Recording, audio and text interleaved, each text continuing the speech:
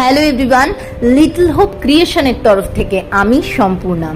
আজকে তোমাদের সাথে এই বছরের এখনো পর্যন্ত আমার সব থেকে দামি যে কাজটা ছিল সেটাই শেয়ার করব।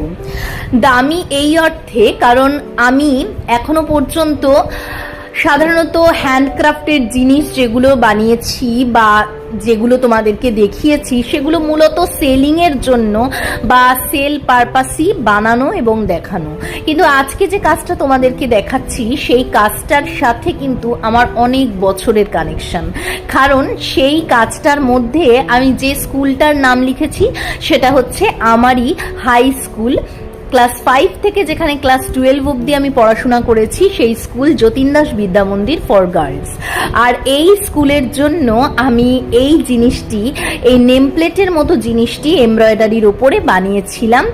আর এই জিনিসটা বানানোতে না ছিল আমার কোনো স্বার্থ, না কোনো সেল করার পারপাস, শুধু একটাই স্বার্থ ছিল, সেটা হচ্ছে এত বছর পর্যন্ত স্কুল থেকে আমরা অনেক কিছু পেয়ে এসেছি, কিন্তু আমাদের হয়তো সুযোগ হয়ে ওঠে না সেই স্কুলকে কিছু দেওয়ার, বা আমাদের হয়তো সাধ্যও নেই সেই স্কুলকে কিছু দেওয়ার যে স্কুল থেকে আমরা ক্লাস 5 থেকে 12 পর্যন্ত নানানভাবে শিক্ষা গ্রহণ করে নিজেদেরকে তৈরি করতে পেরেছি। আমাদের যোগ্যতাও হয়তো এক জীবনে সম্ভব নয় বা হবে না যে আমরা আমাদের স্কুলকে সমপরিমাণ কিছু ফেরত দিতে পারি, কিন্তু তবুও স্কুলকে তো আমরা ভালোবাসা সমানভাবে পাঠাতেই পারি, তাই না?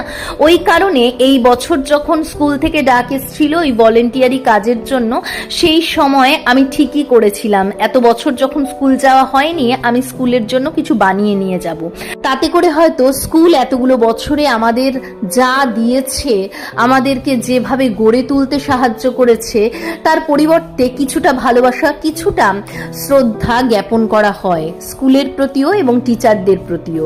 কারণ এই টিচাররা যাদেরকে দেখে আমরা বড় হয়েছি, তাদের চলা ফেরা, কথা বলা, পড়ানোর ধরন, এই সমস্ত কিছু আমরা আদর্শ বলে মেনে নিয়েছি। পরবর্তীকালে হয়তো সেই আদর্শ বলে মেনে নেওয়া সেই অনুভূতিগুলোই আমাদেরকে নিজেদের চরিত্র গঠন করতে সাহায্য করেছে। সব থেকে বড় কথা, আমার সব থেকে কাছের মানুষ আমার মাসি, যে আর এই জগতে নেই, সেও এই স্কুলেই পড়াশোনা করেছিল এবং আমি স্কুল ছেড়ে দেওয়ার পরে মাসির কিন্তু খুব মন খারাপ হয়েছিল। তাই মাসির কথা মনে করেও আমি হয়তো একটু অন্যভাবেই আমার স্কুলের প্রতি ভালোবাসা জ্ঞাপন করলাম। কেমন লাগলো এই ভিডিওটা অবশ্যই জানিও।